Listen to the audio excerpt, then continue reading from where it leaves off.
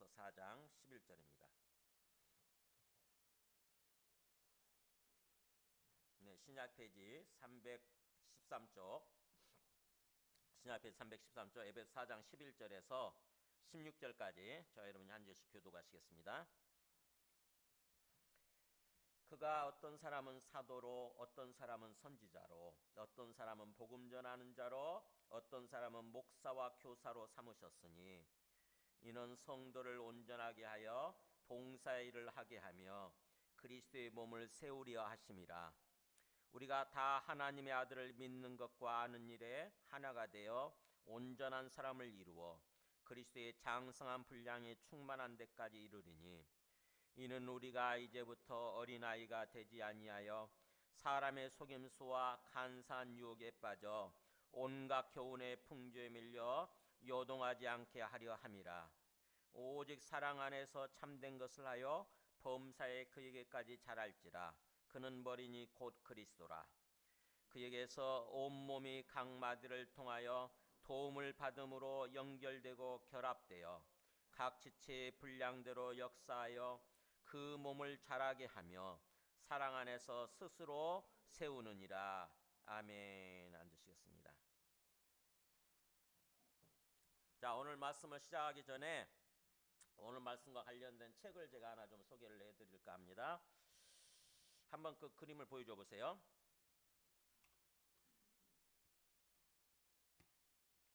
네, 예수님이라면 어떻게 하실까라고 하는 책이에요. 이게 어른용 책이고 이거는 이제 어린아이들 이렇게 책인데 읽어보셨어요? 우리 교회에 있어요. 교회 계속 비치해놓고 있었는데 안 읽어보셨는지 모르겠어요. 꼭 읽어보세요. 우리 집은 우리 가정은 지난번에 같이 있고 감동받아가지고 우리 예빈이한테 잘해주시는 그 담임선생님이 계셨거든요. 담임선생님 생일 때 그랬나? 생일이었던 것 같다. 담임선생님 생일 선물로 이 책을 저희 아내가 이렇게 보내드렸대요. 그랬더니 그 담임선생님 받으시고 굉장히 이렇게 좋아하시고 기뻐하시다고 그러는데 이 책을 목사님이자 사회복지사라고 그러죠. 우리 식으로 얘기하면 옛날에는 사회복지사가 아니고 사회사업가였어요. 소셜워커. 제가 전공이 그거거든요. 제가 사회복지학과 출신인데 사회복지학과란 이름이 되기 전에 옛날에는 사회사업학과였어요. 사회사업학과. 그래서 제가 그 출신인데 이 목사님도 이 책을 지으신 목사님도 목회자이면서 사회복지사였던 그 역할을 하셨던 그분이세요. 그래서 교회에서 뭔가 좀 충격적인 일을 경험하고 그것에 입각해서 소설처럼 책을 쓴 거거든요. 옛날에 우리 교회에 예배 끝나고 앞에서 이렇게 우리 교회 앞에서 초창기예요. 못 걸어 다니시는 것 같더라고. 이렇게 바닥을 기시면서 스티로폼이 아니지? 이렇게 박스를 깔고 바닥을 기시면서 하모니카로 찬송가를 부르시는 분이 계시더라고요. 그러면서 구걸하시는 거죠. 그래서 제가 그분을 이렇게 조금 뭔가 도와드리겠다 생각을 해가지고 우리 교회로 올라가시죠 그랬더니 일어나시는 거예요. 일어나셔가지고 걸어오셨어요. 그래서 우리 교회에서 저쪽 친교실에서 제가 그분의 어떤 이야기, 사정 이야기를 듣고 기도해드리고 또 물질적으로 조금 이렇게 도와드렸어요. 그랬더니 이분이 조금 더 물질을 요구하시는 거예요. 그래서 그것도 이렇게 도와드리겠다 생각해 도와드렸는데 더 요구하는 거예요. 뭐냐면 제가 내일 와서 갚겠습니다. 이거는 빌리는 겁니다. 제가 꼭 내일 와서 저희 누나와 같이 온다고 그랬나? 누나랑 같이 와서 꼭 갚겠습니다. 그래서 조금 큰 거를 요구하시더라고요. 그래서 제가 좀 이상했지만 오겠다고 그러니까 이 누나가 오겠다고 그러니까 그냥 제가 도와드렸어요. 왔게요, 안 왔게요? 그분이 안 오셨어요. 그리고 그 돈 그냥 띄어먹은 거예요. 그리고 나서 약속 시간에 안 오고 나서 일부러 저 없을 때 왔다 가신 것 같아요. 저 없을 때 왔다 갔다는 표시로 해가지고 우리 앞에 우리 입구에 그 이렇게 제가 붙여놓은 거 있잖아요. 저 A4 큰 뭐였죠? B4 용기로 이렇게 큰 거 붙여놓은 거 있잖아요. 그걸 딱 띄어가지고 문을 딱 가로막다시피 이렇게 붙여놓고 갔더라고, 조롱하듯이. 제가 그걸로 인해서 큰 상처를 받았어요. 제가 와, 저는 정말 진실되게 믿고 그냥 이 사람을 정말 도와줘야 되겠다 이런 생각으로 해가지고 도와주고 또 빌려달라고 하는까지 이렇게 빌려주었는데 이런 식으로 속이고 그러는 거구나, 그랬구나. 전화번호 적어줬어요. 그래서 전화번호 제가 그 다음에 이제 안 왔길래 전화번호 했어요. 전화를 했어요, 그분한테. 그랬더니 그분 전 모르는 분이더라고요. 그냥 뭐 옛날에 여기서 살았었어요 그러더라고. 그냥 옛날에 여기서 살았는데 그럼 몰라요 그러더라.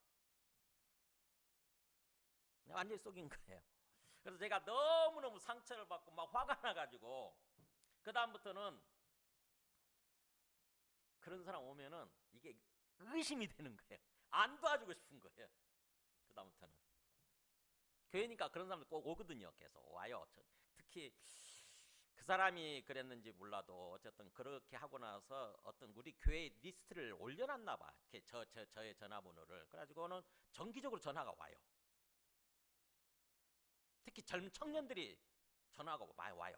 어디 교회냐고, 어디 교회 목사님이냐고 그러면서 자기가 요즘 일을 쉬고 있어가지고 힘든데 좀 도와주셨으면 좋겠다고.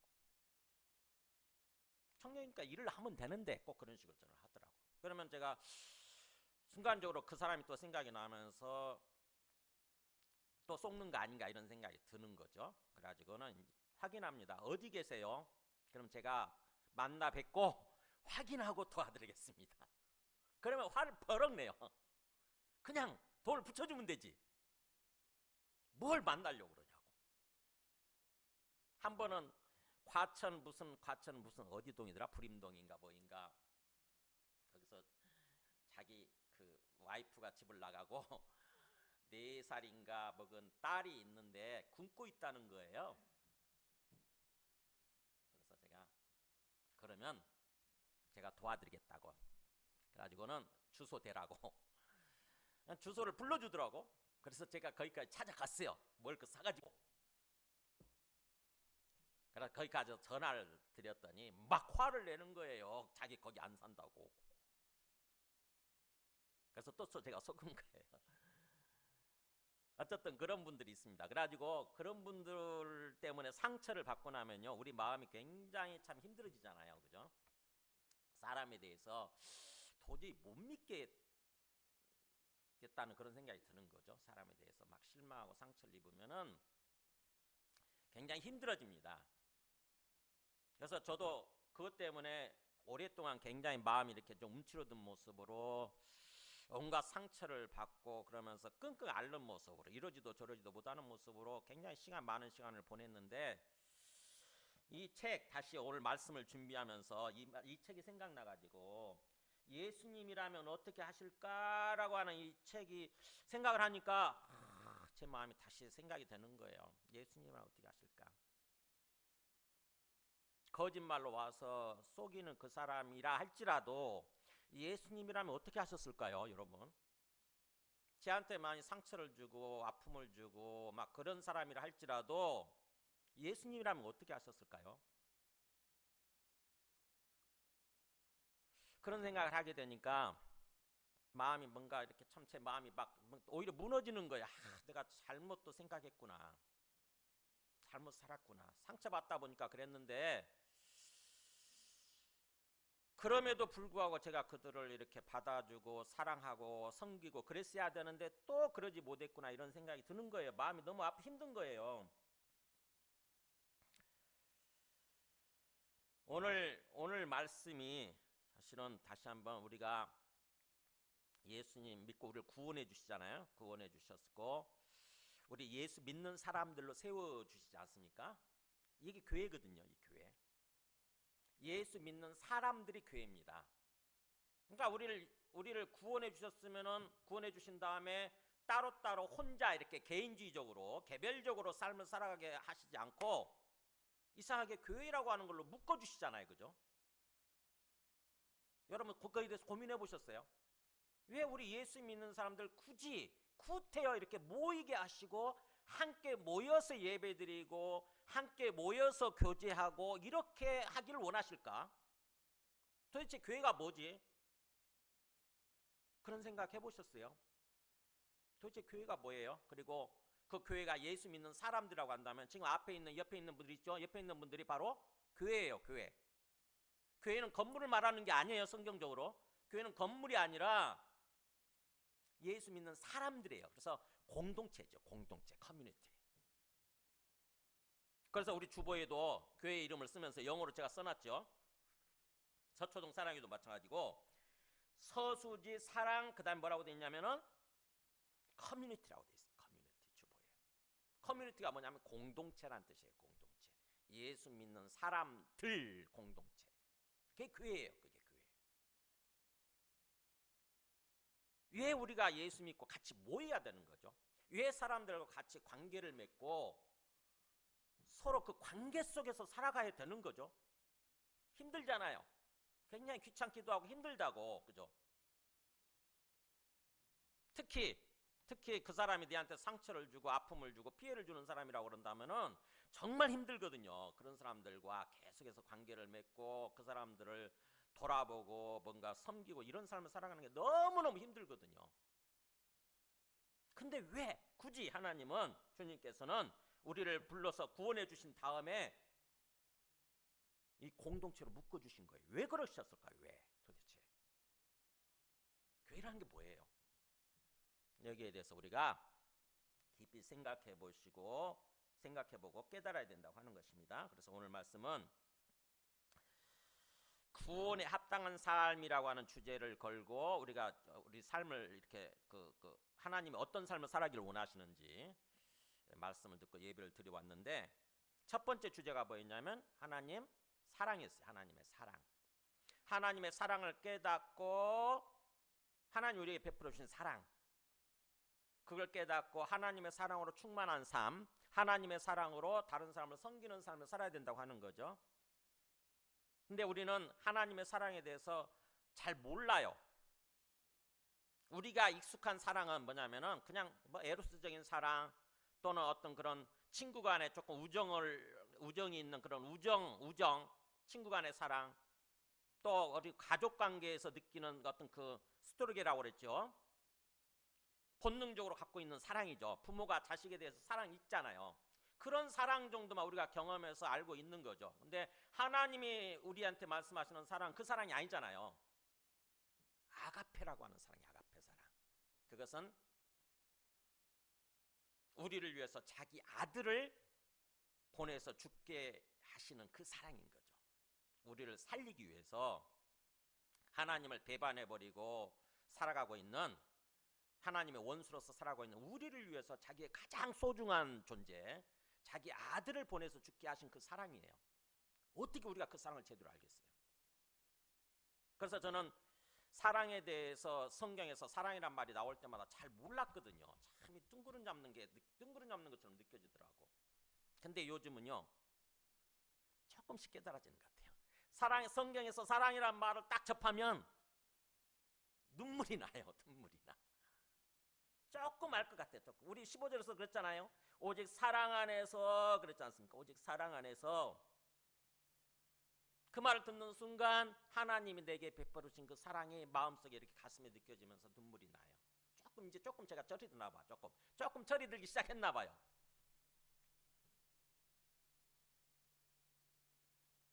그래서 첫 번째 주제가 우리가 예수 믿고 구원받았다고 한다면 그 하나님 사랑을 알고 하나님 사랑에 충만해가지고 나도 사랑으로 다른 사람들을 돌아보며 섬기는 삶을 사는 거.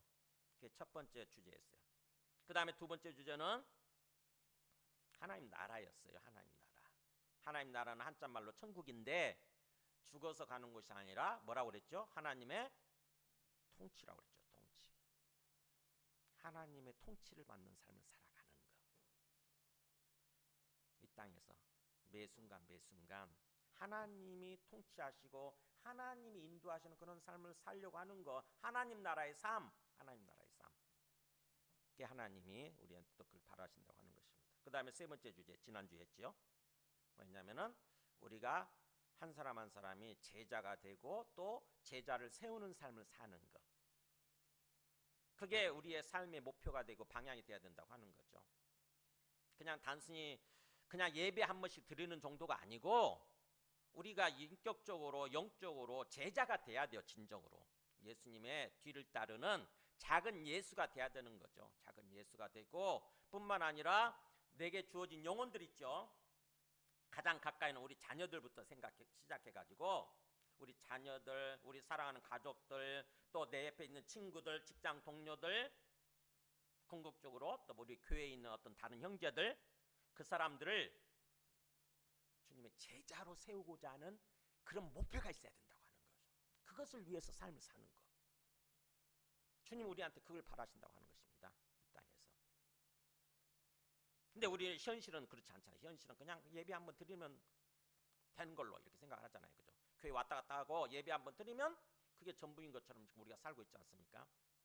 주님은 우리한테 그런 삶이 아니라 내가 진정한 제자가 되고 다른 사람을 제자로 세워주는 그런 삶을 살아가기를 원하신다고 하는 것입니다. 그게 세 번째 주제였고 그 연장선상에서 오늘은 교회예요.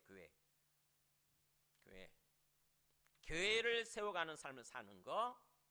처음 교회를 설립한다는 것이 아니라 우리가 속해 있는 이 교회, 예수 믿는 사람들이 건강하게 이렇게 세워져가는 그런 삶을 살려고 하는 거.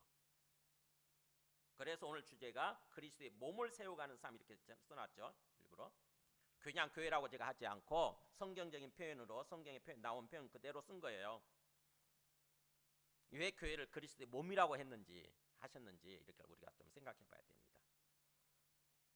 그래서 오늘 12절 말씀이 우리가 계속 애우고 되새김질하면서 생각해야 되는 말씀이에요. 그래서 12절을 제가 애울 말씀 암송 구절로 드렸지요. 12절 다 같이 다시 한번 읽어볼까요? 시작. 이는 성도를 온전하게 하여 봉사의 일을 하게 하며 그리스도의 몸을 세우려 하심이라. 네. 자, 오늘 말씀이 어떻게 시작이 되냐면은 먼저 11절 보세요. 그가는 이 땅에 오셨다가 하늘로 이렇게 올라가신 예수님을 가리키는 거죠. 하나님의 아들 예수님을 가리켜요. 그 예수님이 어떤 사람은 사도로, 어떤 사람은 선지자로, 어떤 사람은 복음 전하는 자로, 어떤 사람은 목사와 교사로 삼으셨다는 말이 주셨다 이런 뜻이에요. 그러니까 이 땅에 지금 우리 교회에 예수님이 어떤 사람들을 주셨냐면은 사도들, 복수예 전부 다. 사도들을 주셨고 선지자들을 주셨고 복음 전하는 자들을 주셨고 그 다음에 또 목사들과 교사들을 주셨다는 거죠. 실제로 그랬죠, 그죠? 예수님 이후에 생각해보세요. 예수님 이후에 사도들이 있었죠. 그 다음에 또 선지자들이 있었죠. 복음 전하는 자들이 있었죠. 그 다음에 목사와 교사들 있지 않습니까? 이 목사와 교사들은 지금도 존재하잖아요. 이 목사가 바로 뭐냐면요, 목자예요. 목자. 이런 목자가 뭐 하는 존재예요? 목동이에요. 목동. 그죠? 양을 치는 목동이 목자예요. 근데 여기는 목사로 번역해놨는데 번역 조금 좀 고쳐야 돼요. 목자예요. 목자 겸 교사입니다. 목자 겸 교사. 목자 겸 교사. 이거는 하나로 묶여져 있는 단어예요. 그러니까 이게 여기서 목사가 나온 거지. 여기서. 그래서 목사라고 하는 존재는 어떤 존재냐면 목자 겸 교사예요. 목자 겸 교사. 목사가 그러면 어떤 역할을 하는 거냐? 목자 역할을 해야 되죠. 1차적으로. 목자가 뭐예요? 양을 치는 거라니까. 양한테 먹이를 갖다 주고 양을 기르는 거죠. 목양한다고 그러잖아요. 소위. 그래서 목자 역할을 하는 사람, 그러면서 교사가 뭐 하는 역할이죠? 가르쳐주는 역할이잖아요. 그죠? 말씀을 가르치잖아요. 그러니까 목사라고 하는 존재는 그렇게 두 가지 역할을 하는 거예요. 목자 겸 교사를 역할을 하는 존재. 이게 목사예요. 제가 여러분한테 왜 존재하는 줄 아세요? 이걸 요구해야 돼요.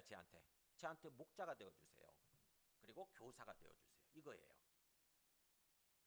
여러분이 영적으로 성장하도록 성숙하도록 열심히 먹이를 먹이고, 그래서 여러분들을 길러야 돼요. 여러분을 기르는 거, 그게 목자 역할이에요. 그리고 또 뭐예요? 주님의 말씀을 가르쳐 줘야 돼. 여러분 스스로도 주님의 말씀을 깨달아야 되지만, 더욱더 이 뭐예요? 이 목사들은 좀 전문적으로 신학을 했으니까, 그래서 더욱더 하나님의 뜻을 잘 알 수 있잖아요. 그래서 하나님의 뜻을 가르쳐 줘야 돼요. 어떻게 신앙생활을 해야 되는지 이 땅에서 그걸 가르쳐줘야, 하나님 말씀을 가르쳐줘야 되는 거죠. 그 역할을 하는 게 바로 목사인 저의 역할로 하는 것입니다. 그런 사람들을 붙여주셨다는, 소위 사역자들에게, 사역자들 풀타임 사역자들을 우리한테 주셨다. 근데 그 이유가 뭐냐, 그 목적이 뭐냐는 게 바로 12절이에요. 다시 한번 보세요. 12절. 사역자들 붙여주신 이유가 성도를 온전하게 하여, 그렇게 돼 있죠. 성도, 여러분들이라고 생각하면 돼요. 신학을 전문적으로 하지 않은 그냥 평신도 성도들, 저 평신도라는 말을 가능하면 안 쓰려고 그러니까, 성도들을 온전하게 하여서, 온전하게 한다는 말은 잘 가르치고 훈련시켜서 세워준다는 뜻입니다. 이게 잘 가르치고 훈련시켜서 세워줘서 그 다음에 봉사일을 하게 하며, 봉사일을 한다는 게 뭐예요? 내 받은 직분대로 섬기는 거예요. 주님을 위해서 섬기는 거예요. 그래서 이 봉사란 말이 직분이라는 뜻이에요. 직분. 여러분 우리 가운데 다 어떻게 보면 집사란 직분 받고 있고, 안수집사 또는 권사, 장로 이러잖아요. 그죠? 그 직분이라고 하는 것은 일하라고 하는 거거든요. 일하라고 하는 직책이에요. 감투가 아닙니다, 여러분. 세상적으로 생각하는 그런 감투가 아니에요. 일하라고 시키는 어떤 직분이에요. 일하라고 하는 직분. 일하라고 하는 거예요. 일하라고 하는 거. 그래서 그 일을 하게 만드는 거죠. 그렇게 함으로써 궁극적으로 그리스도의 몸을 세우려 하심이라. 여러분이 그렇게 잘 세워져서 봉사일을 함으로써 궁극적으로 뭐예요? 결과가 그리스도의 몸이 세워진다고 하는 거죠. 그리스도의 몸. 그리스도의 몸이 교회예요. 근데 교회를 그리스도의 몸이라고 표현하고 있어요. 그리스도의 몸이 세워지게끔 하는 거. 자, 그러면은 생각해 보세요.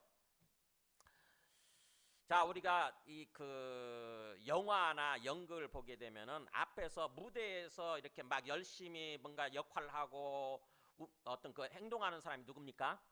배우들이죠, 그죠? 배우들이잖아요. 근데 그것을 그렇게 배우들을 세우고 뒤에서 잘 훈련시키고 준비시킨 사람이 누구예요? 안 보이지만 그 지금 무대에는 없잖아요. 근데 그 사람이 누구예요? 바로 연출자라고 그러잖아요. 연출자 또는 감독이라고 그러죠. 영화 감독. 또 운동하는 것도 보세요. 축구 열심히 막 이렇게 막 손흥민이 열심히 막 이렇게 뛰죠. 그래가지고 골 넣으면은 막 우리가 막 손흥민을 향해서 박수 치고 막 그러지 않습니까? 근데 그렇게 선수로 이렇게 세우고 뒤에서 뭔가 이렇게 잘 뭔가 지도하고 막 그런 사람이 누구예요? 감독이잖아요. 감독. 그죠? 감독. 그런 거와 똑같은 거예요. 여러분과 사역자들 간의 관계에서 누가 무대의 주인공이냐, 누가 하나님 나라의 무대의 주인공이냐, 누구예요? 사역자가 아니라 성도들이에요. 성도들. 이거 잘 생각하셔야 돼요.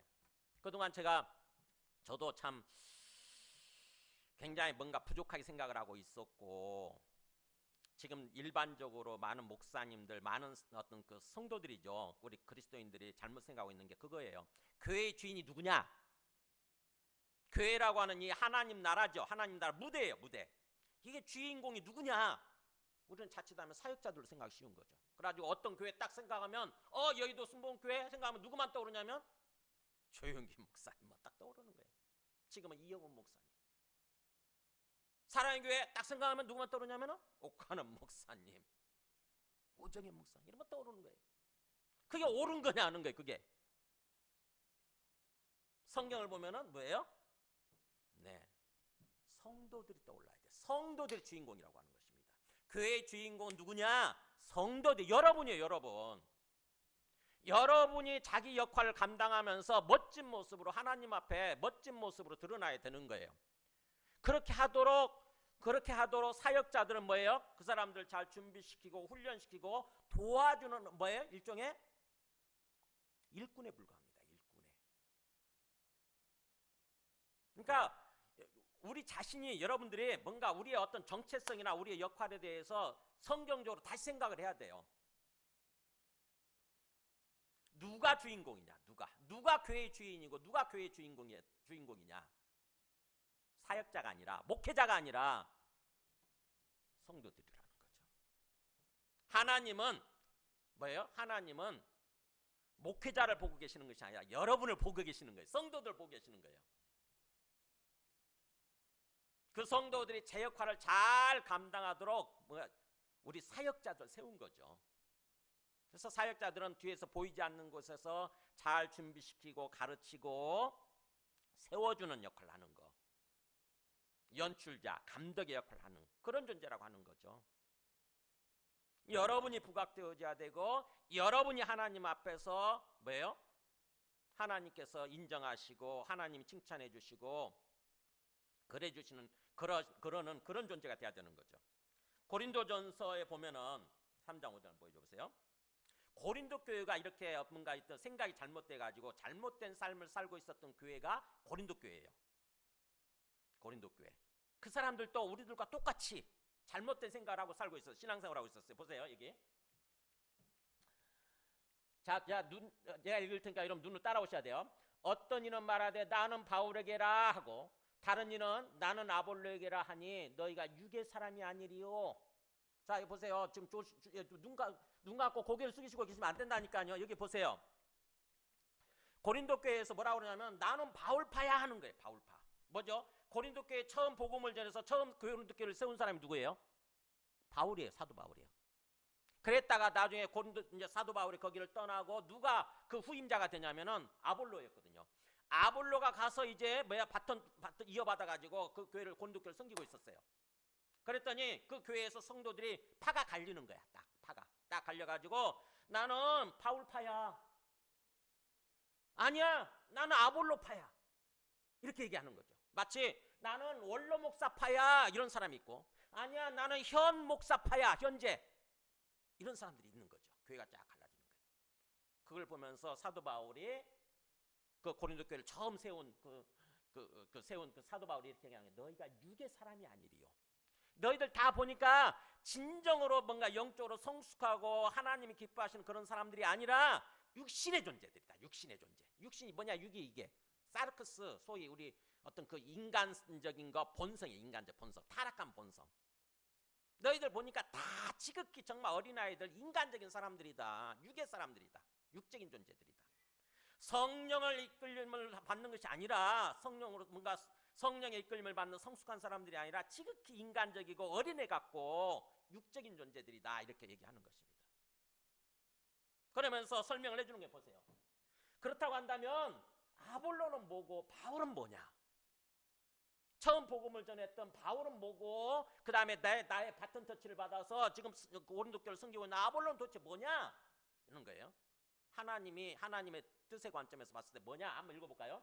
그들은 주께서 각각 주신 대로 너희로 하여금 믿게 한 사역자들입니다. 바울이 됐든 아볼로가 됐든 간에 그 사람들은 다 사역자들일 뿐이야. 일꾼들일 뿐이야. 일꾼들. 이런 뜻이에요. 일꾼이야. 일꾼. 그 사람들이 주인공이 아니고 너희가 주인공이고 너희들을 세우기 위해서 하나님이 그 사람들 일꾼 삼은 거야. 일꾼을 세워준 거야. 이런 뜻이에요.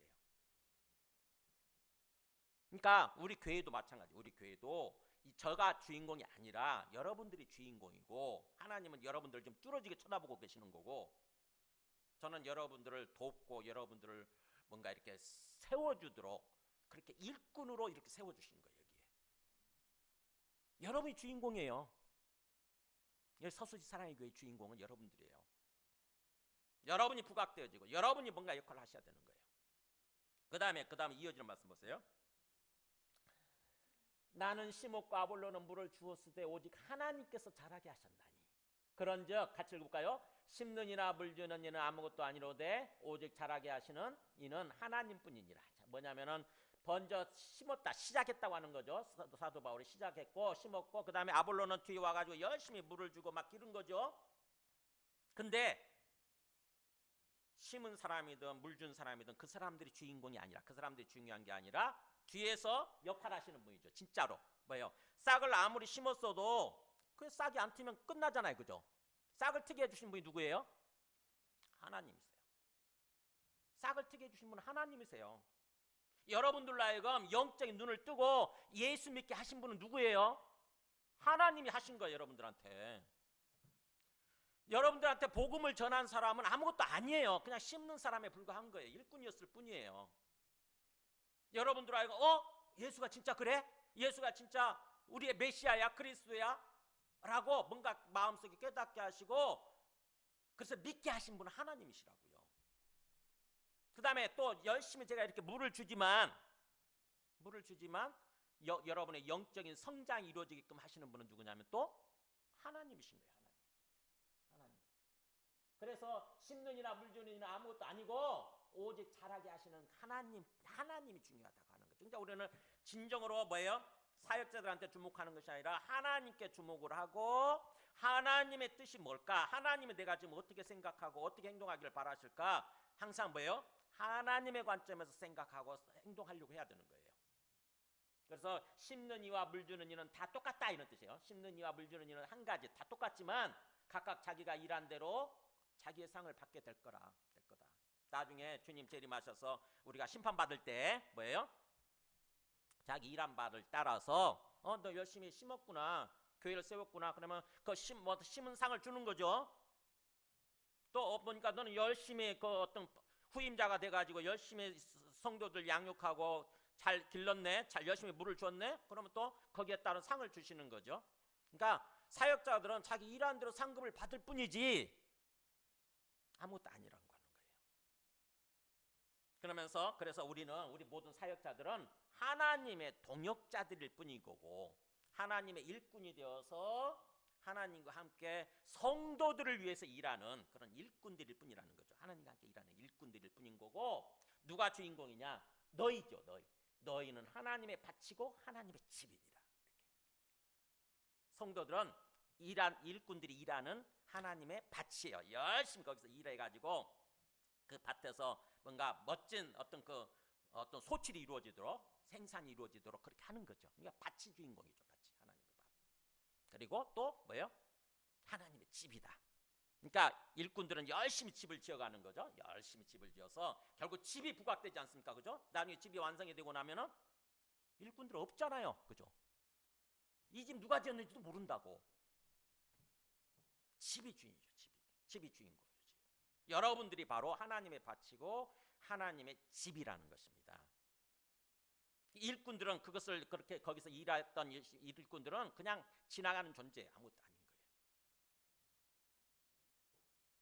그러다 보니까 우리가 사역자들에 대해서 어떤 자세로 어떻게 인식을 하고 어떻게 자세로 대해야 되느냐? 고린도전서 4장 1절에 이렇게 이어져요.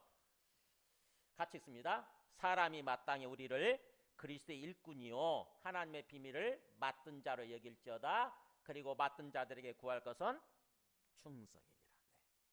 그러니까 마치 뭐예요? 사역자들을 떠받들지 말고 우상처럼 신처럼 떠받들지 말고 황제처럼 떠받들지 말고 대형교회가 되면 막 황제처럼 떠받들더라고. 굉장히 잘못된 태도인 거죠. 뭘로 생각하라고요? 그리스도의 일꾼으로 생각하고 뭔가 하나님의 것을 맡든 하나님 비밀을 맡든 자, 하나님 비밀된 말씀을 가르쳐주는 거죠. 하나님 뜻을 가르쳐주는. 그래서 하나님 비밀, 하나님 뜻이라고 생각하면 돼요. 하나님 뜻을 사람들한테 알려주도록 그걸 맡든 자, 위임받은 자, 창고지기, 소위 청지기 창고지기로 여길지어다. 그리고 그 사람들한테 뭘 요구해라? 충성을 요구하라는 거죠. 충성이 뭐예요? 신실하게 뭐 행동하는 거잖아요. 그래서 여러분이 저한테 그걸 요구하셔야 돼요. 목사님, 하나님께서 목사님을 우리의 목자로서 또 교사로서 이렇게 세워주셨는데 그랬다고 들었는데 제 역할을 감당하고 계십니까? 저희들 열심히 기르고 계시고 저희들한테 열심히 말씀을 가르쳐주고 계십니까? 좀 충성하세요. 신실하게 행동하세요. 라고 요구해야 된다고 하는 것입니다. 저희들한테. 그래서 여러분은 그런 요구를 하고 그럼으로써 뭐예요? 여러분들이 그렇게 세워져야 돼요. 제대로. 저의 섬김을 받아서 여러분들이 궁극적으로 결국 하나님 나라의 주인공들로, 이 교회의 주인공들로 세워져야 된다고 하는 것입니다. 그래서 이 11절에서 12절까지 말씀을 보면 결국 주인공은 누구다? 사역자들이 아니라 성도들이라고 하는 거예요. 성도들이다. 여러분이 주인공이 되어져야 돼요. 그동안 생각을 할 때 보면은 마치 목사가 교회의 주인공이고 일반 성도들, 심지어는 순장이라 할지라도, 순장, 다락방 순장, 목자라 할지라도 그 사람들을 마치 어떤 보조자, 도우미 정도로 막 생각을 한 거죠, 목회자들이. 우리 교회가 커지도록 하기 위해서 저 순장님들은 나를 도와주는 나의 보조자 역할로 생각을 하는 거예요, 목사님들이. 저도 많이 그렇게 생각을 했고. 근데 성경 말씀을 보니까 그게 아닌 거예요. 오히려 그 순서가 바뀐 거예요. 누가 보조자냐면 목회자가, 사역자가 도우미가 되는 거예요. 사역자가 도우미가 되고 여러분들이 바로 주인공이 되어져야 되는 거예요. 근본적인 인식의 전환이 필요한 거죠. 그러면서 그 역할을 제대로 이렇게 또 감당하기 위해서 목회자들이, 사역자들이 여러분을 어떻게 해야 되느냐. 바로 13절에서 15절 보세요. 우리가 성도들의 여러분이 잘 그렇게 온전하게 되고 그래서 뭔가 봉사의 일을 감당할 수 있으려면은 먼저 13절 보면 우리가 영적으로 성장하고 성숙해져야 된다. 영적 성인이 돼야 된다라고 하는 말씀을 하는 게 이 13절에서 15절입니다. 보세요. 우리가 다 하나님의 아들을 믿는 것과 아는 일이 하나가 되어 온전한 사람을 이루어 그리스도의 장성한 분량에 충만한 데까지 이르리니 이렇게 돼 있는데 이르자 이렇게 돼 있는 거예요. 원래 원문을 보면 이르자. 우리가 다 이렇게 하자. 이렇게 되자. 이거예요. 우리가 다 이렇게 되자. 어디까지 이르자면은 그리스도의 장성한 분량에 충만한 데까지 이르자. 말이 되게 어렵죠. 무슨 말이에요? 쉽게 얘기하면 그리스도의 수준까지 이르자 이런 뜻이에요. 그리스도의 수준까지. 그리스도의 수준, 그리스도의 키높이. 장성이란 말이 성장한다 뜻이잖아요. 성장한다. 우리 일상적인 표현은 성장한다 뜻인 거고 그냥 이 성경에서는 장성하다라고 이렇게 번역을 해놓은 거죠. 그래서 우리가 성장하고 성숙해가지고 영적 성인이 되자 이거예요. 영적 성인이 되자. 영적 성인이 되는 방법은 뭐냐? 바로 13절 앞에 우리가 다 하나님의 아들을 믿는 것과 아는 일에 하나가 되어 온전한 사람을 이루어 이렇게 나오죠. 그러니까 먼저 뭐예요? 믿음이 진정한 믿음이 이루어져야 되는데 뭘 믿는 거냐? 예수님 믿는 거잖아요. 우리가 그죠? 예수님 믿는 건데 예수님을 어떤 분으로 믿는 거냐면 하나님의 아들로 믿는 거예요. 그냥 예수라는 존재가 있었다더라. 뭐 예수 믿으면 죽어서 천국 간다더라. 이게 아니에요, 여러분. 혹시 우리 가운데 그렇게 생각하시는 분 혹시 계세요, 지금? 예수라는 존재가 뭐 2000년 전에 있었대. 잘 몰라 누군지. 근데 예수를 믿고 뭐 교회를 좀 다니면 그냥 죽으면 천국 간대. 혹시 이렇게 생각하시는 분들 계세요? 큰일 납니다. 그러면은 큰일 납니다. 예수님을 어떤 분으로 믿느냐? 하나님의 아들로 믿는 게 하나님의 아들. 하나님의 아들이란 거는 뭐죠? 하나님이란 뜻이에요. 성부 하나님이 계시고 성자 하나님이 계시고 성령 하나님이 계신대잖아요. 근데 그 성자이신 하나님의 아들이신 분이 이 땅에 예수라고 하는 모습으로 오셨다가 가신 거잖아요. 그죠? 그래서 예수를 하나님의 아들로 믿어야 되는 거예요. 근데 어떻게 우리가 여러분 그게 말이 쉽지 얼마나 말도 안 되는 소리냐고요. 여러분 한번 여러분한테 질문해 볼게요. 스스로 답해 보세요. 여러분은 예수님을 하나님의 아들로 정확히 알고 믿고 계십니까? 쉽지 않아요, 여러분요. 사실은요. 우리가 그냥 쉽게 대답할지 모르지만 정말 쉽지 않습니다. 우리 인식 속에 혁명적인 변화가 나타나는 거예요. 혁명. 천지개벽이 하는 일이 일어나는 거예요. 우리가 똑같은 인간의 모습, 그것도 그때 당시 30살 먹고 33살 먹었던 그 예수라고 하는 존재를 하나님의 아들, 하나님으로 믿는다? 세상 사람들이 웃어요. 그렇게 얘기하면은 세상 사람들은 뭐 4대 성인 정도까지는 인정해 줄 수 있어 이렇게 얘기하잖아요. 4대 성인, 공자님, 또 부처님, 그다음 마호메트와 더불어서 예수라는 존재도 뭐 역사적으로 실존 인물이긴 한데 아주 훌륭한 분인 건 맞아. 그렇기 때문에 내 4대 성인 정도로 인정해 줄 수 있어. 근데 그 예수를 신으로 하나님으로 인정한다고? 하나님의 아들로 인정해달라고? 너 돌았냐? 그런다고. 너 돌았냐? 그때 당시 사람들도 다 그랬어요. 예수님과 함께 같이 따라다녔던 사도들도 심지어는 수많은 엄청난 기적들을 보았음에도 불구하고 예수를 하나님의 아들로 인정하기가 그렇게 어려웠다고. 인정하지 못했어요. 근데 어떤 계기로 해서 예수를 하나님의 아들이라고 인정을 하게 되죠? 성경에 볼까요? 곧 로마서 1장 4절 보면 예수를 하나님의 아들로 인정하게 된 게 보세요. 성결의고로는 죽은 자들 가운데서 같이 읽어볼까요? 죽은 자들 가운데서 부활하사 능력으로 하나님의 아들로 선포되셨으니 곧 우리 주 예수 그리스도 신이라. 네. 자, 예수를 하나님의 아들이라고 선포되게 된 게 뭐 때문이라고요? 죽은 자들 가운데서 부활하셨을 때. 분명히 3일 전에 죽었거든. 냄새까지 났거든. 그럼 그걸로 끝나는 건데 3일 만에 멀쩡하게 다시 살아나셔가지고 앞에 계시는 거예요. 그러면서 40일 동안 함께 제자들과 함께 생활하는 거죠. 그랬다가 40일 후에 하늘로 올라가시는 거예요. 제자들이 보는 앞에서 공중에 둥둥둥둥 떠가지고 하늘로 올라가시더니 사라지시는 거예요. 부활하신 모습을 봤을 때 비로소 제자들이 진짜 예수는 진짜 하나님의 아들이셨구나 이렇게 인정하게 되는 거예요. 그래서 우리가 예수님을 하나님의 아들로 정확하게 믿고 고백을 해야 되는데 그럴 수 있으려면은 부활로 항상 시작하는 거예요. 부활로 돌아가는 것입니다. 부활이 사실일까부터 질문을 하게 되는 거죠. 부활이 사실일까? 그게 정확히 마음속에 받아들여져야 비로소 맞습니다. 예수님은 하나님의 아들이십니다. 그래서 부활하시고 하늘에 오르셔서 지금도 하늘에 살아계시는 바로 그 나의 주님이십니다. 나의 그리스도이십니다라고 인정하게 되는 거예요. 지금 그 얘기를 하는 거예요. 우리 한 사람 한 사람이 다 그렇게 예수를 하나님의 아들로 믿는 것과 아는 일에 하나가 되어 이렇게 온전한 사람을 이루어. 그러니까 우리가 예수님을 하나님의 아들로 제대로 알고 믿고 계속 고백하면서 살아가는 거죠. 그러면서 더 예수님에 대해서 깊이 알아가는 거예요. 그 아는 일이란 말이 그런 뜻이에요. 예수님이 진짜 이게 말도 안 되는 일이 벌어진 거 아닙니까? 하나님의 아들이 이 땅에 오셨다 가셨대요, 이게. 그래서 예수님에 대해서 우리가 알아봐야 되는 거 아닙니까? 그죠? 예수님에 대해서 성경 말씀을 통해서 더욱더 자꾸 알아가는 거예요. 그게 아는 일이에요, 아는 일. 에피그노시스 해가지고 철저히 아는 일이에요. 샅샅이 조사하고 연구하고 아는 일. 그러면서 그것이 믿음하고 하나가 돼야 되는 거죠. 믿는 것과 아는 것이 하나가 돼야 되는 거예요. 일치가 되는 거예요. 머리로 아는데 끝나지 않고 지식적으로 끝나지 않고 뭐예요? 내 행동으로 삶으로 나타나는 게 믿는 거잖아요. 그죠?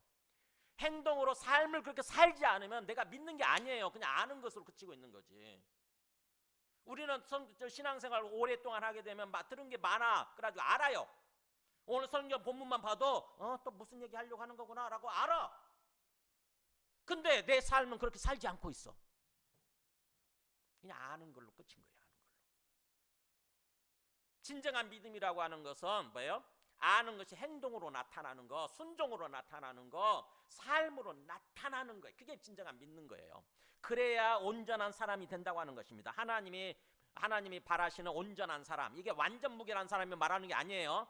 우리의 영혼이, 우리의 심령이 온전한 거, 예수 그리스도의 모습이 되는 거, 예수 그리스도의 수준까지 가는 거, 온전한 사람을 이루어서 계속해서 우리가 성장하고 성숙해지고 자라야 되는데 어디까지? 그리스도의 수준까지, 그리스도의 키높이까지 자라야 된다는 거죠.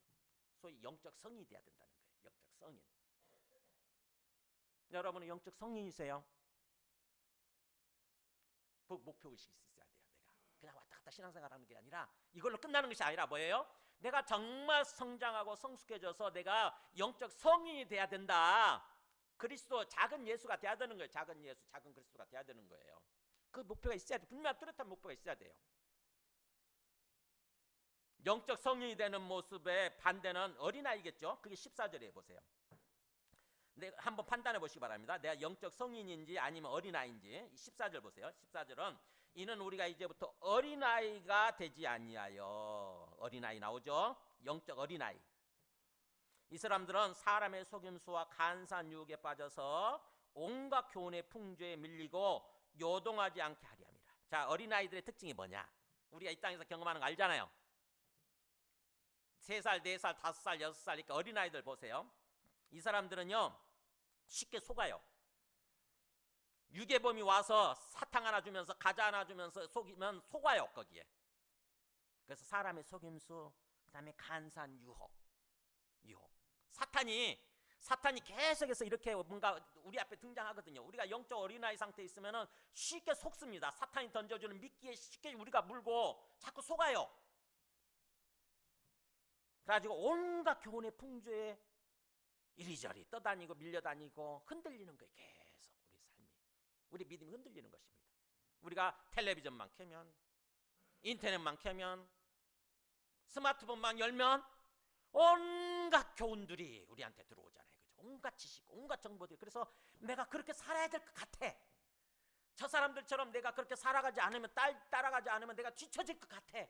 그래서 열심히 나도 그렇게 추구하는 거예요. 그게 온갖 교훈의 풍조예요. 온갖 교훈의 풍조. 우리한테 밀려드는. 그걸 누가 제시하는 거냐? 사탄이 제시하는 거거든요. 사탄이. 너도 이렇게 살아야 돼. 그러면서 온갖 거짓된 정보, 거짓된 어떤 유혹, 그런 것들을 계속 던져주는 거죠. 그게 온갖 교훈의, 각가지 교훈의 풍조예요. 그러면 거기에 사로잡히게 되면 마치 파도가 흔들리듯이 파도에 따라 물결에 따라서 내가 이리 갔다 저리 갔다 밀려다니고 또 계속 흔들리는 거예요. 안정되는 게 없어. 평안한 게 없어요. 견고한 게 없어. 견고한 게. 왔다 갔다 하는 거 왔다 갔다. 그게 어린아이들의 특징이라는 거죠. 어린아이들. 그러면 여러분은 지금 나는 한번 스스로 객관적으로 스스로 속으로 대답해 보세요. 영적 성인이세요? 아니면 영적 어린아이세요? 아니면 중간이세요? 어느 정도세요? 5살, 6살 먹은 어린아이 아직도 그야말로 어떻게 보면은 신앙생활 수십 년 하고 나이는 다 노인 양반이 되셨지만 하나님이 보실 때는 여전히 젖병 빨고 있는, 기저귀 차고 젖병 빨고 있는 그런 어린아이 상태세요? 아니면 그보다는 조금 자라서 계속해서 뭔가 좀 하나님의 뜻은 조금 알 것 같은데 계속 반발하고 있는 사춘기세요? 영적 사춘기세요? 아니면 이제 좀 뭔가 내가 이제 부모님의 뜻을 알고 부모님 뜻대로 삶을 살겠습니다라고 뭔가 그런 어떤 성숙한 성인이세요? 어느 단계세요? 주님께서는 우리한테 어떤 삶을 원하신다고요? 영적 성인이 돼야 된다고 하는 거예요. 영적 성인. 그래야 우리가 온전하게 되는 거고, 그래서 주님이 내게 맡겨주신 봉사일을 감당함으로써 그리스도의 몸을 세워가는 그런 삶이 된다고 하는 거죠.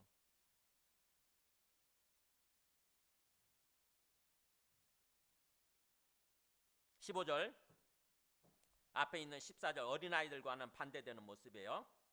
그렇게 하지 말고 어린아이들 상태에 머무르지 말고 오직 사랑 안에서 참된 것을 하여 범사에 그에게까지 잘하자. 그는 머리니 곧 그리스도를 말하는 거다, 이런 뜻입니다.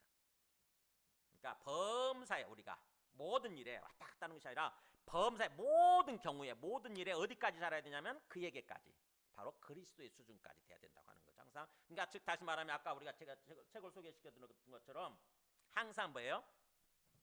예수님이라면 어떻게 하셨을까? 예수님이라면 지금 어떻게 하실까? 예수님이라면 어떻게 하셨을까라고 예수님 입장에서 생각을 할 줄 알아야 돼요. 예수님 입장에서. 우리가 고민하고 갈등될 때 꽤 많죠, 그죠? 신앙생활 하면서 고민하고 갈등들 되게 많습니다. 그럴 때에 지금 예수님이라면 어떻게 하실까? 이렇게 생각하는 거죠. 질문해보는 거예요. 지금 예수님이라면 지금 어떻게 하시지? 지금 예수님이 지금 내 자리에 서 있는 이 자리에 예수님이 서 계신다고 한다면 예수님이라면 어떻게 행동하실까? 예수님 입장에서 생각하는 거예요. 그리고 내가 예수가 되어서, 내가 작은 예수가 되어서 예수님이 행동하셨을 것처럼 내가 행동하는 것입니다. 예수님처럼. 그게 범사에 그분에게까지 잘하는 거예요. 그분의 수준까지. 모든 일이요. 범사라고 그랬잖아요. 교회 와서 예배 드릴 때만 그러지 말고 집에 가서 자녀들을 양육할 때도, 그 다음에 또 내 경제활동 돈을 벌고 사업을 하고 또 그럴 때도, 직장생활 할 때도, 또 내가 사람들을 대할 때도 교회 와서 뭔가 섬길 때도 항상 뭐야? 예수님 입장에서 생각하는 거예요. 예수님이라면 어떻게 하실까? 예수님이라면 그 범사의 모든 일에 예수님의 수준까지 가려고 하는 거. 그러면서 그 뭐예요? 사랑 안에서 참된 것을 함으로써 그렇게 표현하죠. 구체적으로 우리가 어떻게 신앙생활하는 거냐면 항상 사랑 안에서 참된 것을 하는 것입니다. 사랑과 참된 것이 항상 같이 가야 되는 거예요. 여러분, 사랑과 참된 거, 사람에 따라서 자꾸 참된 것만 얘기하는 사람들 있죠. 그죠? 참된 거, 옳은 것만 얘기하는 사람 있어요. 야, 너 예수 믿는다 그러면서 그렇게 살면 안 되지. 그러면서 자꾸 옳은 것만을 주장하는 사람도 있죠. 근데 그게 사랑이 없는 경우 있죠. 사랑이 없는 경우. 그게 바로 바리새인들처럼 율법주의자가 되는 거예요. 그거는 바리새인들처럼 율법주의자가 되는 거죠. 참된 것만을 말하는 사람. 근데 그 반대로 또 사랑만을 얘기하고 참된 것을 말하지 않는 사람들이 있죠. 그죠? 항상 뭐라고 얘기하면 지적하면 뭐예요?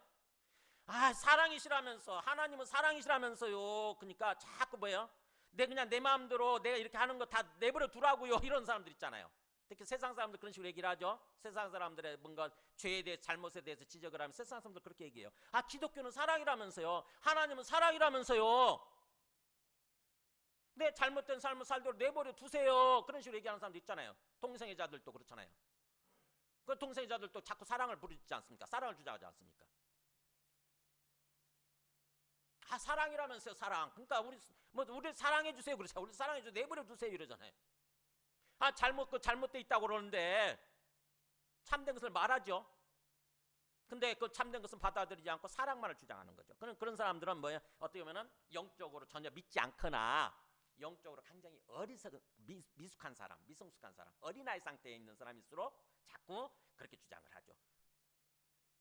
우리 어린아이들 꾸짖고 그러면은 그런 얘기 하잖아요. 왜 나만 갖고 그래 엄마는? 그러잖아요. 왜 엄마는 나만 갖고 그래? 그러잖아요. 미성숙한 사람들. 참된 걸 모르는 거예요. 그래서 우리 그리스도 신앙이라고 하는 것은 두 가지가 항상 같이 가는 거예요. 그래서 사랑 안에서 참된 것을 함으로써 범사에 예수님의 수준까지 자라나는 거. 예수님 작은 예수가 되는 거. 그래서 성경에서 그 요한일서 3장 10절에 보면 이런 말 나와요. 사도 요한이 하는 얘기죠. 요한일서니까. 하나님의 자녀들과 마귀의 자녀들이 드러나나니 같이 읽습니다. 무릇 의를 행하지 아니하는 자나 또는 그 형제를 사랑하지 아니하는 자는 하나님께 속하지 아니하니라. 자, 이 세상에서 두 종류의 사람이 있다는 거예요. 하나는 하나님의 자녀들이 있고 하나는 마귀 자녀들, 마귀 새끼들이 있다는 거죠. 근데 왜 하나님의 자녀들과 마귀의 자녀들을 어떻게 구분하느냐? 나오죠. 의를 행하고 있고 사랑으로 행하고 있다고 한다면은 그 사람들은 하나님의 자녀라는 거죠. 의가 뭐냐? 이게 참된 거예요. 의, 참된 거. 올바른 거. 근데 의를 행하지 않고 사랑도 없다. 사랑으로 행하지 않고 있다. 그럼 뭐예요? 그는 100% 마귀 자녀라고 하는 거죠. 그래서 진정으로 우리가 예수님 믿고 구원받아가지고 하나님의 자녀가 됐다고 한다면 그래서 항상 참된 것을 하고 그것도 또 사랑으로 행함으로써 우리가 영적으로 자꾸 성장하고 성숙해져 가는 거예요. 분별력이 생깁니다. 자꾸 분별력이 생기고 그러면서 또 다른 사람들에 대해서도 더욱더 그들을 뭔가 이렇게 섬기고 세워주는 그런 삶을 살아가게 되는 거죠. 궁극적으로 소위 봉사일을 내가 하는 거예요. 봉사일 제대로 내게 주어진 감당을 제대로 하는 거예요. 역할을 감당하는 것입니다. 그렇게 하자는 거예요. 그래서 우리가 그렇게 영적으로 성장하고 성숙해져 가야 그래서 그리스도의 수준까지 가야 비로소 진정으로 우리에게 주어진 역할 봉사일을 감당함으로써 그리스도의 몸을 세워갈 수 있다고 하는 것입니다. 마지막 16절 보세요. 그에게서 온몸이 각 마디를 통하여 도움을 받음으로 연결되고 결합되어 각 지체의 분량대로 역사하여 그 몸을 자라게 하며 사랑 안에서 스스로 세우느니라. 자, 우리가 공동체로 이렇게 모였죠. 예수 믿는 사람들이라고 하는 그것 때문에 이렇게 같이 모였어요. 그랬을 때 우리가 모여서 개별적으로 내 마음대로 살아가는 것이 아니라 뭐예요? 저 사람 나 몰라, 모르는 사람이야. 저 사람 모르는 사람이라고, 저 사람은 남이야, 남, 이렇게 생각하고 분리된 모습으로 살아가는 것이 아니라 뭐라고 돼 있어요? 16절에 그에게서 온몸이, 우리 각 사람이, 그런 뜻이에요. 우리의 온몸, 각 사람, 각 지체들이 각 마디를 통하여 도움을 받음으로 연결되고 결합되어 있다. 연결되고 결합되어 있다고 하는 것입니다. 우리가. 여러분 그런 생각 해보셨어요? 우리 교회 와서 사람들 만날 때 저 사람이 저 사람과 내가 연결되고 결합되어 있다 이런 생각 하셨어요? 아니면 저 사람 남이야 이런 생각 하셨어요? 사람을 볼 때 어떤 생각합니까? 기본적으로 남이죠, 그죠? 또 귀찮으니까 남이라고 생각하고 싶죠? 근데 성경 뭐라고 그래요?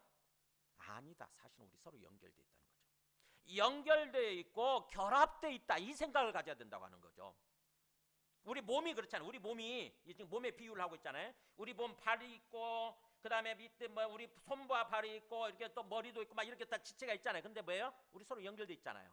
뭘로 연결되어 있죠? 각 지체가 관절로, 그렇죠? 관절로 연결되어 있듯이.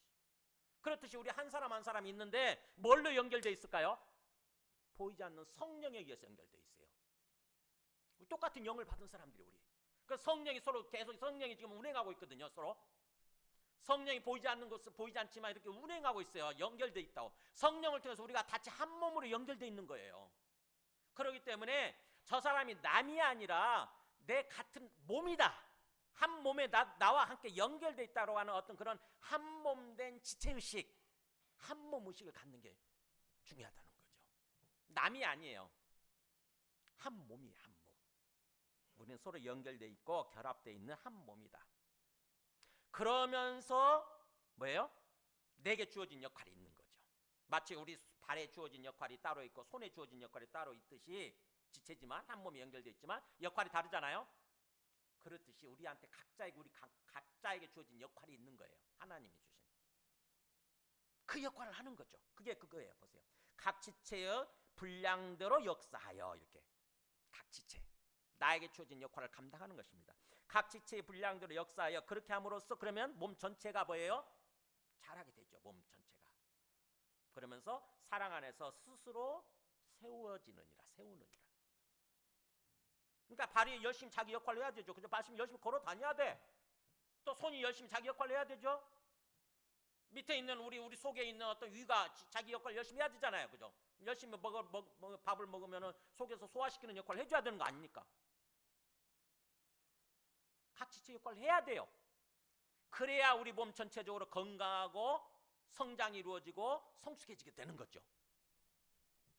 그래서 우리 몸 전체가 세워지게 되는 거예요. 마찬가지로 교회라는 것도 우리 서로가 다 연결되어 있지만, 그러면서 나에게 주어진 역할을 잘 감당할 때에 비로소 그리스도의 몸 전체가, 공동체가, 교회가 세워져 가게 된다고 하는 거죠. 그런 삶을 살아야 된다고 하는 것입니다. 만약에 우리가 잘못 생각을 해가지고 고린도 교회처럼, 또 고린도 교회 이야기예요. 굉장히 미성숙하고 잘못된 생각을 하고 살았던 고린도 교회 이야기. 고린도전서 12장 14절에 보면은 보세요. 여기 비유를 합니다. 그때 당시 사람들의 생각을 이렇게 몸에다 비유를 해요. 만일 발이 이르되 발이 밑에 붙어있죠. 발이 뭐라고 그러냐면은 나는 손이 아니니 몸에 붙지 아니하였다 할지라도 이로써 몸에 붙지 아니한 것이 아니에요. 발이 손을 보면서 손이 막 대접받고 그러니까 발은 굉장히 푸대접받는 것 같아. 그래서 자존심이 상했어요. 자존심 상해가지고 손을 향해서 얘기하는 거지. 일종의 시기심, 질투심 딱 가득한 모습으로. 야, 난 손이 아니야.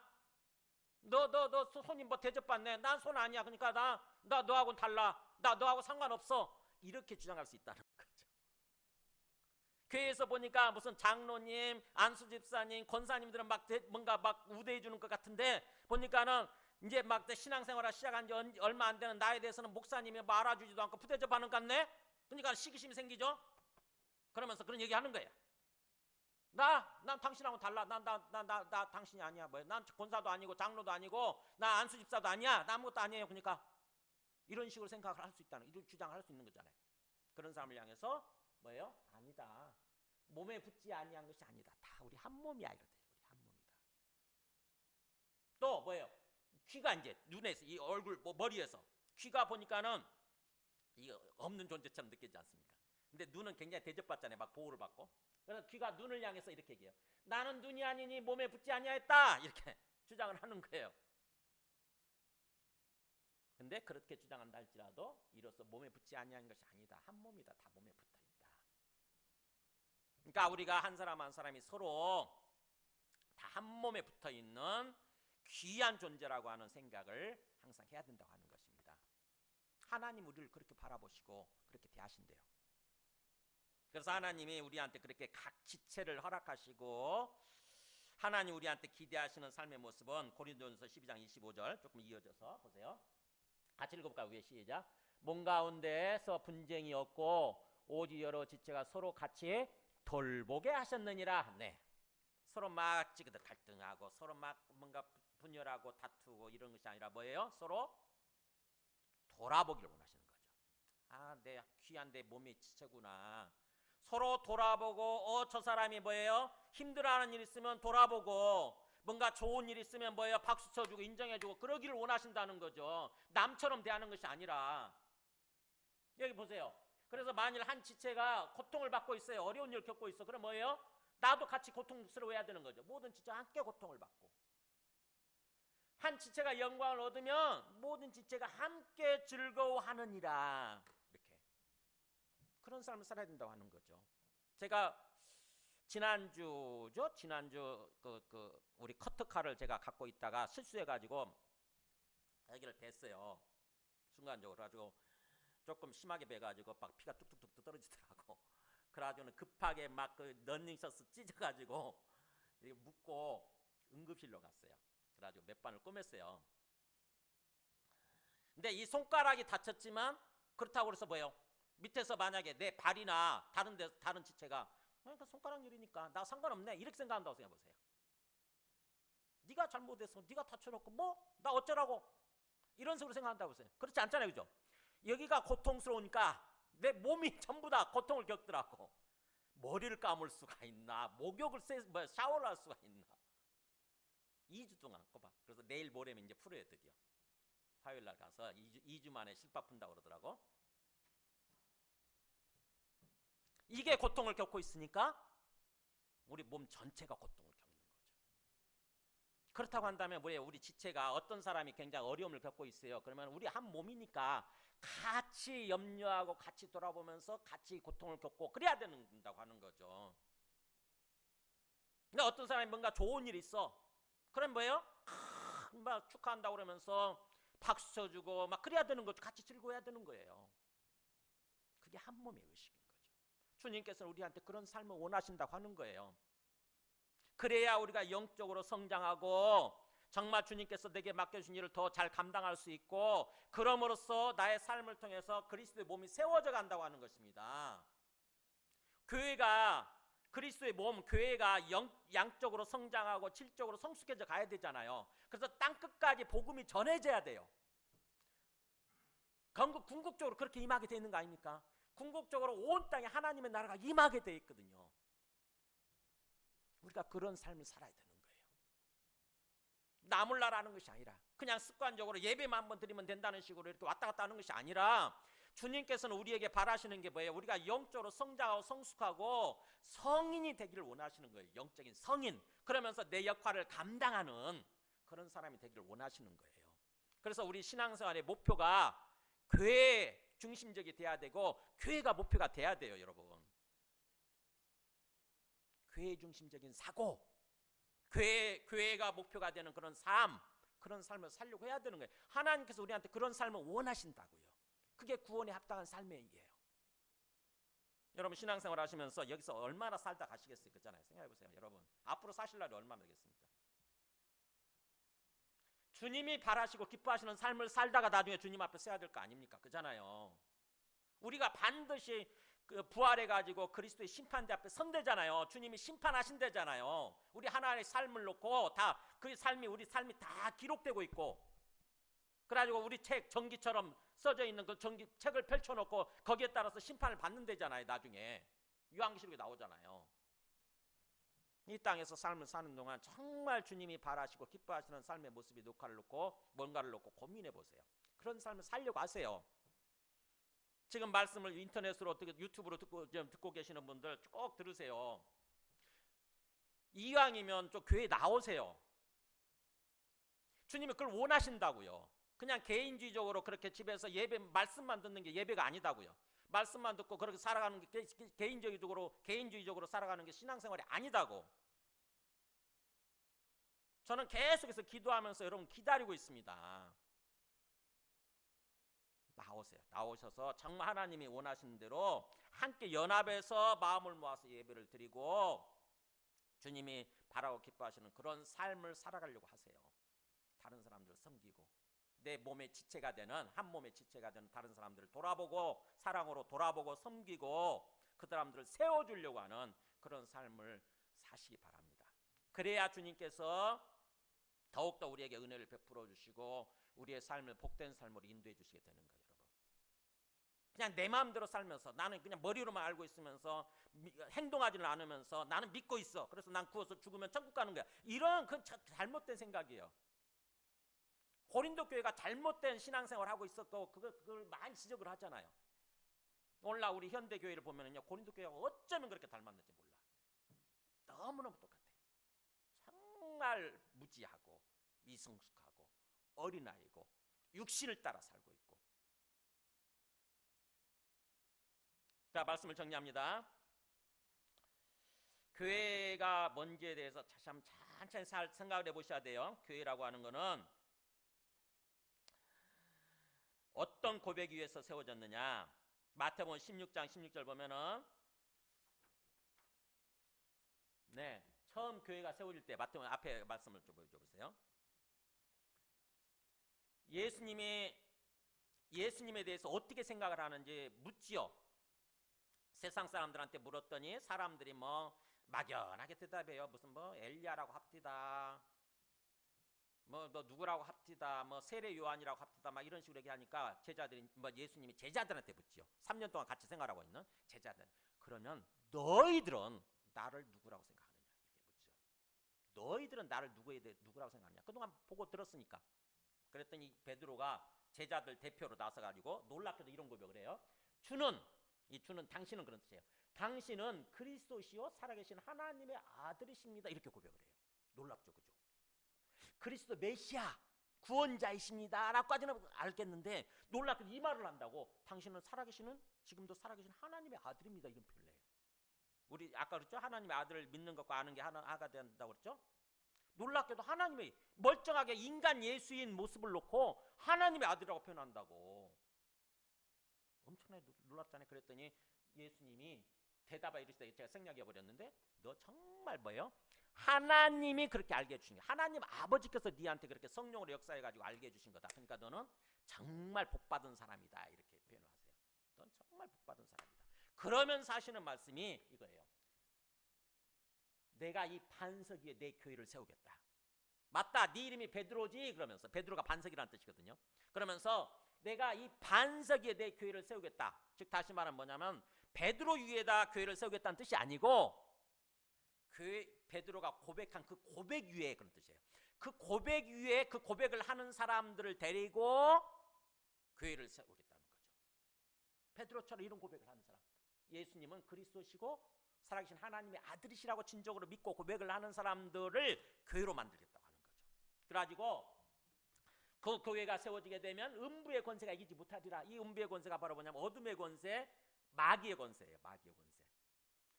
우리 예수 믿는 사람들 마귀의 권세가 절대로 이기지 못한다고 하는 것입니다. 마귀는 계속 우리를 공격하고 계속 우리를 넘어뜨리기 위해서 우리를 떨어뜨려 놓고 우리를 죽이기 위해서 계속 하죠. 근데 마귀의 권세가 우리를 이기지 못해요. 우리가 이깁니다. 요한계시록도 보면은 나중에 결국 마귀의 권세하고 싸워가지고 우리가 최종 승리자로 남잖아요. 그래서 교회가 궁극적인 목표예요. 어떻게 보면은 영적 전쟁에서 최종적으로 살아남은 존재가 누구냐면은 우리 교회예요. 예수 믿는 사람들이에요. 그렇기 때문에 그러면서 예수님이 이렇게 말씀하시죠. 내가 천국 열쇠를 너에게 주리니, 너가 교회라고 그랬죠. 교회에게 천국 열쇠 주겠다. 하나님의 나라죠, 천국이. 하나님 나라 열쇠를 교회한테 주겠다. 그래서 너가 땅에서 무엇이든지 매면 하늘에서도 매일 것이고 너가 땅에서 무엇이든지 풀면 하늘에서도 풀리리라. 네. 우리 교회가 우리 예수 믿는 사람들한테 뭐가 주어져 있느냐? 하나님 나라 키가 주어져 있어요. 열쇠가 주어져 있다고. 뭐예요? 하나님 우리한테 하나님 나라 열쇠를 맡겨놓으셨어요. 여러분 열쇠 갖고 계세요? 어디 있는지도 모르죠. 하나님 맡겨주셨더니 거짓말일까 이게? 거짓말이면 지워버려야지. 이거 잘라내버려야 되죠. 예수님을 믿는다면 예수님 말씀 믿어야 되잖아요. 우리 교회에 예수 믿는 사람들 손에 하나님 나라의 열쇠가 주어져 있대요. 맡겨져 있대요. 여러분 그 열쇠를 지금 제대로 활용하고 계시냐고요. 뭐예요? 하나님 나라 문을 열어줘야지. 사람들한테. 그잖아요. 사람들 영혼들이 하나님 나라로 들어가도록 우리가 열쇠를 갖고 있으면 열쇠를 가지고 문을 열어줘야 될 거 아닙니까? 우리가 열면, 우리가 땅에서 이렇게 열면 하늘에서도 다 풀어주시고 열어주시고, 우리가 그냥 열쇠 열지 않고 그대로 갖고 문을 닫아놓고 있으면 하늘에서 닫혀 있대요. 여러분 수많은 사람들 보면서도 그들이 정말 하나님 나라의 삶을 살아가도록 문을 열어드리고 계세요? 아니면 그냥 꼭 쥐고 어디다 숨겨놓고 심지어는 나도 그 열쇠가 어디 있는지도 모르는 채 그런 모습으로 살고 계세요?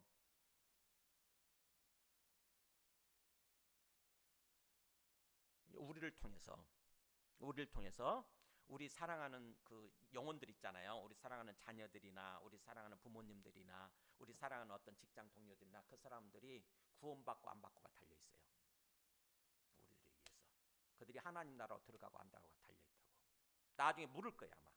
우리가 하나님 앞에 가서 심판받을 때, 야 내가 너를 먼저 구원해주고 나서 니한테 하나님 나라 열쇠를 맡겼잖아. 그리고 나서 수많은 영혼들을 니한테 붙여줬는데 그들 하나님 나라로 못 들어왔네. 너 열쇠 갖고 어떻게 했어? 이렇게 물을 거 아닙니까? 그렇잖아요. 네 열쇠 가지고 너 어떻게 했어? 니한테 열쇠 맡겨줬잖아. 문 열어주라고. 근데 그 영혼들 다 문 밖에, 문이 닫혀 있다 보니까 다 하나님 나라로 못 들어오고 다 문 밖에 서서 있다가 결국에는 뭐예요? 영원한 지옥으로 가게 생겼네. 이렇게 물을 거 아닙니까? 이게 교회예요, 교회. 그러면서 교회라고 하는 것은 우리 요즘 3장 하고 있는데 1장 보세요. 에베소 1장 보면 22절 보세요. 교회라고 하는 게 어떤 위치에 있느냐? 22절 보면 여기도 있죠? 여기 11이라고 써놨네. 22예요. 22절. 만물을 그의 발 아래에 복종하게 하시고 그를 만물 위에 교회의 머리로 삼으셨느니라. 그는 예수님이죠. 이 세상의 모든 것들을 예수님 발 아래에 복종하게 하시고, 즉 예수님이 주인이에요. 예수님이 하나님이고 예수님이 통치자예요. 그러면서 예수님을 만물 위에 교회의 머리로 삼으셨느니라. 자, 등장하는 게 셋이죠. 만물, 교회, 그 다음에 머리.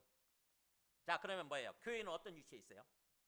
예수님이 우리 교회 예수 믿는 사람들이 머리에 있고, 머리 위치에 있고, 우리 교회는 예수님의 몸이라고 그랬죠. 몸. 교회의 몸이 있고, 교회가 몸이에요. 그리스도의 몸이고, 그 다음에 만물은 어디 있어요? 몸 밑에 있어요. 몸 밑에. 교회 밑에 있다고. 교회가 이 세상의 모든 것들 위에 있다는 거죠. 이 세상 모든 것들. 우리 예수 믿는 사람들이. 저 놀랍지만 저 처음 굉장히 놀랍죠. 그죠? 우주 만물을 보면은 굉장히 놀랍잖아요. 근데 그 위에 우리 교회가 있어요. 우리 예수 믿는 사람들이. 엄청난 위치에 있어요. 우리가. 그러면서 예수님은 또 우리의 머리로 계셔서 우리한테 자꾸 지시하시죠. 말씀을 하시고 지시하시고. 그래서 예수님은 우리 교회의 머리가 되시는 분이고, 우리는 교회는 그분의 몸이다. 그러니까 우리는 교회라고 하는 것은 예수님의 몸 역할을 해줘야 되는 거예요. 그래서 예수님이 지금 이 땅에 계신다고 한다면, 지금 이 자리에 계신다면 예수님이 어떻게 말씀하시고 어떻게 행동하실까? 예수님 입장에서 생각을 해야 돼요. 예수님 입장에서. 그래서 우리가 예수님 역할을 대신해줘야 되는 것입니다. 그게 우리예요. 그게 우리 교회예요. 예수님 역할을 대신해주는 거. 그래서 교회라고 하는 게 정말, 우리 거기 그 3장 거기도 보세요. 3장 10절도 한번 보세요. 같이 읽어볼까요? 시작. 이는 이제 교회로 말미암아 하늘에 있는 통치자들과 권세들에게 하나님의 각종 지혜를 알게 하려 하심이니. 네. 하나님의 계획이 나오죠. 숨겨진 계획. 하나님은요, 하늘에 있는 통치자 권세들, 영적 존재들이죠. 천사들을 포함해서 영적 존재들한테도 다 숨겨져 있어요. 하나님의 계획이. 근데 누구를 통해서 하나님의 뜻을 드러내냐면 교회잖아요. 교회를 통해서. 그러니까 영적 존재들, 천사들이 깜짝 놀라는 거죠. 우리 교회를 보면서, 예수 믿는 사람들 보면서 와, 이거였구나라고 알게 되는 거예요. 그래서 교회라고 하는 것은 하나님의 구원의 어떻게 보면은 최종 마지막 단계 대상이 되는 거죠. 마지막 단계 구원의 최종적인 목표 이렇게 되는 거죠. 교회는 정말 위대한 존재예요. 우리 예수 믿는 사람들 정말 위대한 존재입니다. 그래서 오늘 말씀을 통해서 다시 한번 내 삶의 목표가 뭔지 한번 천천히 생각해 보시기 바랍니다. 우리는 정말 교회가 얼마나 중요한지, 우리 예수 믿는 같은 형제 자매죠. 이런 사람들이 얼마나 중요한 존재인지 이걸 알고 내 삶을 그들을 위해서 소위 교회 중심적으로 또 교회를 목표로 해서 삶을 살아가려고 하고 있는가 하는 거예요. 정말 제대로 알고 제대로 믿고 있다고 한다면은 우리 목표가 그렇게 돼야 돼요. 교회가 목표가 돼야 돼요. 나를 통해서 그리스도의 몸이 세워져 가기를 바라는, 그리스도의 몸이 건강하게 성장하고 건강한 모습으로, 정말 행복한 모습으로, 그리고 또 사랑이 충만한 모습으로, 아까 그랬죠? 사랑 안에서 스스로 세우고자 한다. 사랑 안에서 스스로 이렇게 잘 서도록 그렇게 거기다 삶의 목표를 정하고 그렇게 걸어가야 되는 거죠. 예수 믿는다고 해서 나밖에 모르고 지극히 개인주의적으로 개별적으로 이렇게 삶을 사는 거는요, 하나님께서 원하시는 모습이 아니에요. 제대로 믿는 모습이 아닌 거죠.